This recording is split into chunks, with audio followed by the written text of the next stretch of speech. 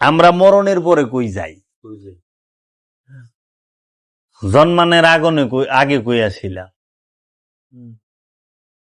আবার অহনে কই আসি। কর্ম বাংলা, কর্মের আরবি হইল আমল, আর এই কর্মের যে ফল তাকে বলা হয় নামা। আমল নামা কয় না, ডাইন হাতে দিব। আমল নামার বাংলা হইল কর্মফল। কর্ম তো দেখা যায়, ফল কইলে দেখা যায় না। এর লেগে কর্ম যা করি ক্যাশ, কিন্তু ফল কইলে পরে। কর্ম সাবধান। আর এই কর্মফলকেই বলা হয় তকদির, কপাল। ওই যে কয় না আমার তকদির খারাপ, কপাল খারাপ। কর্ম খারাপ করছেন, ওটা ভুগবেন না। কর্ম খারাপ, এলে কর্মফলও তো খারাপ আইব। তুমি করছই অপকর্ম, তুমি খোদার কাছে মাপ চাইতেছ, মাপ চাইতেও তো যোগ্যতা লাগে।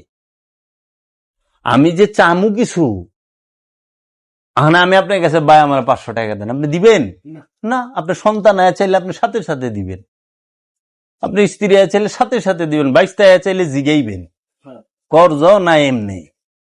আর আমি চাইলে তো চাইতেও যোগ্যতা, সম্পর্ক লাগবো। সম্পর্ক ছাড়া চাওয়া যায় না তো। তাহলে আপনি যে কর্ম করছেন, এই একটা দেখাইলাম, এরকম অসংখ্য আয়াত আছে।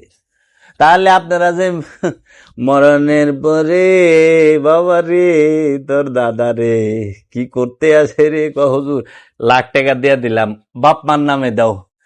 বাপমার নামে দিতেছেন আপনি, বাপমার সোয়াব কেমনে হবে? দিতেছেন আপনি, বাপ মার সব কেমনে হবে? আল্লাহ বলতেছে ওয়ালা তাজিরু ওয়াজিরাতু ইজরা উখরা ওয়া ইন তাদু মাশকালাতু ইলা হিমলিহা। যে বাপের পাপ সন্তান বহন করবে না, সন্তানকে দেওয়া হবে না। বাপের সাজা সন্তানকে দেওয়া হবে না, সন্তানের শাস্তি, সন্তানের কর্মফল বাপেকে দেওয়া হবে না। যে যাহা অর্জন করবে সে তাহাই পাবে, কারণ আমি জুলুম করি না। আল্লাহ জুলুম করেন, আল্লাহ সামাদ, আল্লাহ মহানিরপেক্ষ। তুমি যাহা করো তাহাই। এলে আমার এটা খারাপ আসে না, আপনি যা করছেন তাই পাইছেন। তাইলে যেখানে আল্লাহ বলতেছে আমি একটু জুলুম করি না, সেখানে আমরা বলতেছি কি যে আল্লাহ আমার লগে এরকম করে গে, আল্লাহ আমার এটা করলো, অভিযোগ করি, কিন্তু নিজের দুষ্টা আমরা কান্দে লইতে চাই না। তাহলে এবার আপনি একটু ছায়া দেখেন, যারা বাপ মার নামে নিতেছে এরা কি আমাদের ধোকা দিচ্ছে না? দিচ্ছে না? শিক্ষাও দিচ্ছে, ধোকাও দিচ্ছে, দুইটা। এরাই জালিম। মুনাফিক কারে কয় জানেন? কাফের কারে কয়? কাফের হইল যে অস্বীকারী, আল্লাহ এবং আল্লাহর রসুলকে এবং কোরআনকে যে অস্বীকার করে সে হইল কাফের। আর মুনাফিক হইল যে আল্লাহ এবং আল্লাহর রসুল এবং কোরআনকে মানার ভান দইরা, লেবাস দইরা, অন্তরে মানে না, সে হইল মুনাফিক। এই মুনাফিকের দলেই তাদের ধান্দার লেগা এই ধর্মকে পুঁজি করে।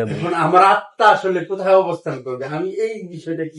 আপনার তো কোনো আত্মা নাই। আমার আত্মা নাই। এই যে আত্মা স্বয়ং আল্লাহ নিজে, রূহ তো স্বয়ং আল্লাহ নিজে।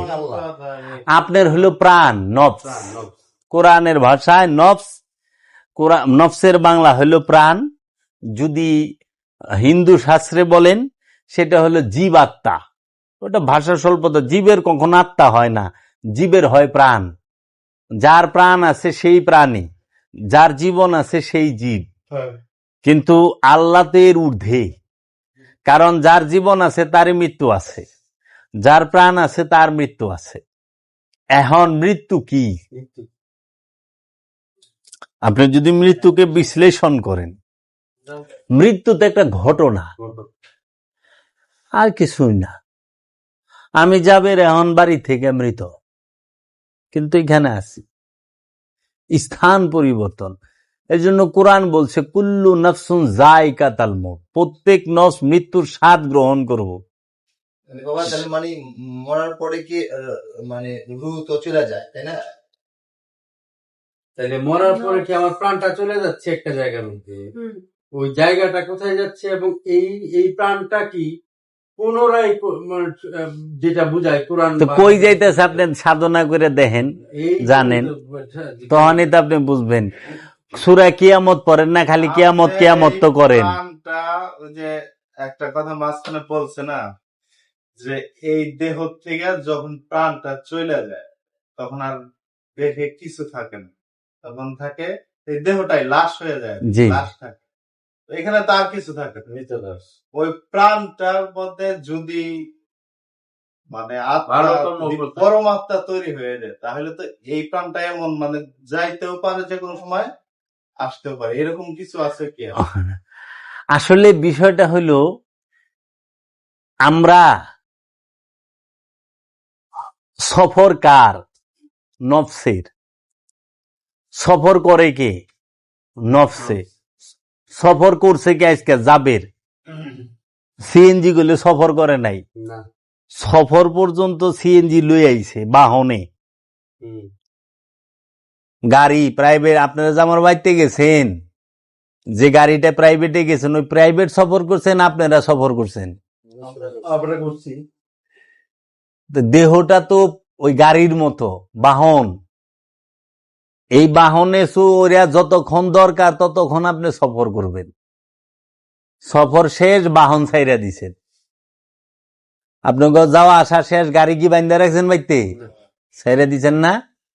ঠিক দেহটাও তাই। প্রতি সফরে এখন আহেন, আমরা মরণের পরে কই যাই? জন্মানের আগে কই আসিলাম, আবার অহনে কই আসি। লেগা বাউলরা, ওই যে বড় বড় সাধক যারা আছে, তারা গুরু গম্ভীর ভাবে খুব করে জিজ্ঞেস করে, আমি ছিলাম কোথায়, এলাম কোথায়, যাব কোথায়? সবাই তো এটা সত্যি ভাবার বিষয়, অসাধারণ একটা বিষয় বলছে। আপনি আসিলেন কই? কবরে। যাইবেন কই? কবরে। থাকেন কই? কবরে। কবর ছাড়া তো আপনি কোনখানে থাকেন না। আসিলেন কই? কই আসিলেন? কের মায়ের পেটে আসিলেন? মায়ের পেটে। আসলে কি করবে? মায়ের পেটে কেমনে এলেন? আসমান থেকে বললেন? আসিলেন বাপের পিঠে নাকি? বাপের পেটের থেকে বাপের মস্তিষ্কে, চিন্তায়। ওইখান থেকে মার পেটের কবর। তো বাপের দেহের মধ্যে যতক্ষণ থাকলেন, তখনও কবরে ছিলাম। আবার আইলেন কোনখানে? মায়ের গর্ভে। ওইখানেও কবর। আচ্ছা, আবার মায়ের গর্ভে একটা দেহ তৈরি হইল, ওই দেহের ভিতরে রইলেন। আবার এখানেও কবর। আবার বাইরে এই যে রইছেন, আবার এটা ছাইরা যাওয়ার লাগবো। কবরই। আমি সারা জীবন কবরেই থাকছি, সবসময় কবরেই থাকুন, সব নফস নিরাকার। নফসকে সাধনার মাধ্যমে দেখতে হয়, নফস ধরা যায় না, নফস ছোঁয়া যায় না, নফস দেখা যায়। সেটা দেখতে গেলে সাধনা করতে হয়। সারা জীবন জানেন আল্লাহ নিরাকার, জীবনে শুনছেন কোনদিন মানুষ যে নিরাকার, নফস যে নিরাকার, আপনি যে নিরাকার? এইটাই সাধনা, যে প্রকারান্তরে আপনি নিরাকার। আপনার দেহের মাপ 3.5 হাত, সমলি দিয়া সুতা দিয়া মাইপা লয়ে যাইব। সমলি দিয়া মইরা গেলে ডেড বডিটার মাপ সুতা অথবা সমলি দিয়া মাইপা লয়ে যাইব, নিয়া গোর খুঁজবো। দেহের মাপ তো লইলেন, লাশের মাপ তো লইলেন 3.5 হাত। জাবের যে দেহ থেকে চলে গেল, তার মাপ কয় হাত? তার মাপ কয়? তার মাপ কে নিবে? তাকে কে ধরবে? ফাঁসি দিয়ে দেন জল্লাদে, দেহটারে তো 6 জনে ধরে বাইর করে লইলে শাসিকদারে, কিন্তু ওই শাসিকদারের নফসটা কে বাইর করলো? কই গেল নফসটা? নকশা কই গেল? আরেকটা দেহ কি ধারণ করে না? এর লেগে দেহের কবর হইল মাটির গাড়া, আর আমি জাবেরের কবর হইলে দেহ। এর লেগা জান্নাত জাহান্নাম আর কবরের আযাব সবই দেহের মধ্যে। দেহই তো কবর। এই দেহের যত রোগ আছে সমস্ত কিছুই নফসের জন্য আযাব, আমার জন্য আযাব।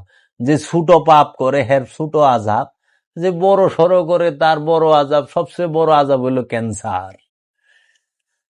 এগিনা সুফিরা জানলেও বলে না, কারণ তাইলে আর হাকিকি অনেক কিছু থাকে না।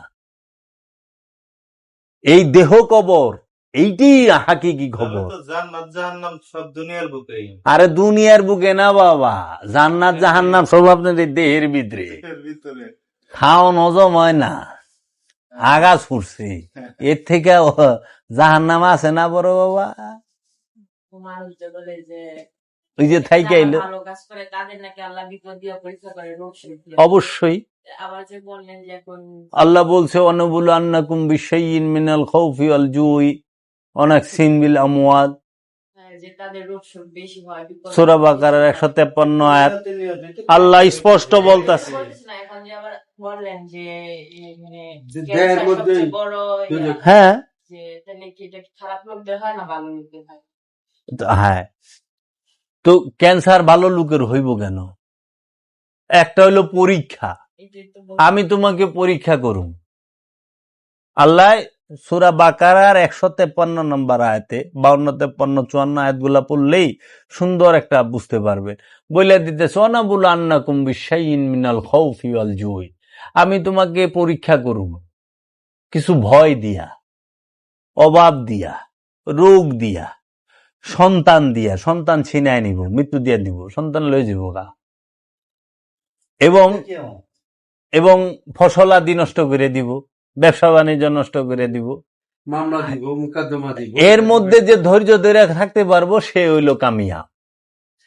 তেহান আল্লাহ কইছে আমি তোমাদেরকে পরীক্ষা করুম, ভয় দিয়া, রোগ দিয়া, রোগ দিয়া পরীক্ষা। মানে কি রোগ দিয়া পরীক্ষা করবো এটা তো স্পষ্ট করে দেয় নাই, কইছে অনেক রোগ তো অনেক প্রকার আছে, হাঁপানিও একটা রোগ।